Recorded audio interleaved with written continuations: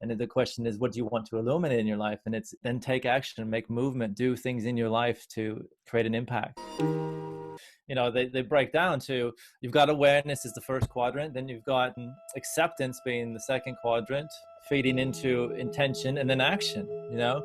And if you look at those four components together create a solid foundation then for us to start to, one, gain more awareness, the first quadrant, open into and allowing into that flow, and then intentionally create action moving forward from a heart-centered place. And you know, we go well into depth into it in our retreats and our deeper work, but the whole construct of just sitting with that idea of awareness first, acceptance, intention, and action really start to get the gears turning and really start to open you up then to, how do I first gain a greater perspective of who I am internally, what's going on in my life externally, and then how do I embrace the fullness of it. It's like a self-loving thing, and that acceptance. If you can accept what is, then you're allowing life to move through you instead of fighting your way through life.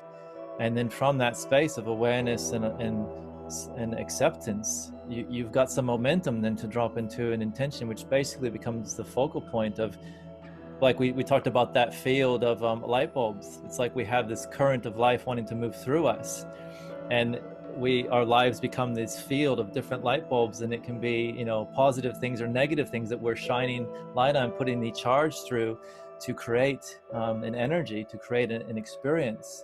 And the question is, what do you want to illuminate in your life? And is it heart-focused stuff from an intention of heartful focus, or is it a restrictive kind of space? And then take action, make movement, do things in your life to create an impact. And what came to mind then, that I think about often as I embody those pillars, is that I know, I'm sure everyone watching this as well would agree, we're not the same person we were 5 years ago or 10 years ago. If we look back, like we're looking back, be able to look back at ourselves with a greater level of awareness to the person we probably were back then, because we're in the school of life, right? We're growing, we're continually you know, getting pushed and prodded and stretched. So growth comes from that as we live and experience life. And for me, I know 5 years from now, I'm going to be at a greater level of awareness to where I am now, and having the humility to realize that. But then there's things in my life that I need to deal with and begin to accept and be able to move through. So when I get to that 5 years from now, I know how to move through that.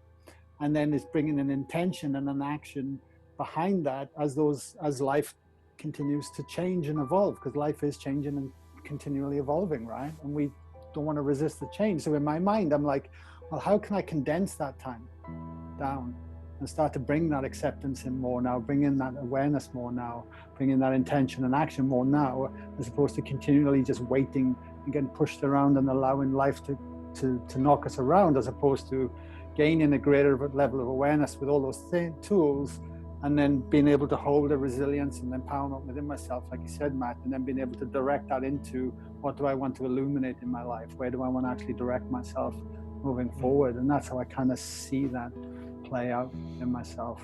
Absolutely. Petra, would you like to add anything before we wrap up the conversation? Nothing left to add.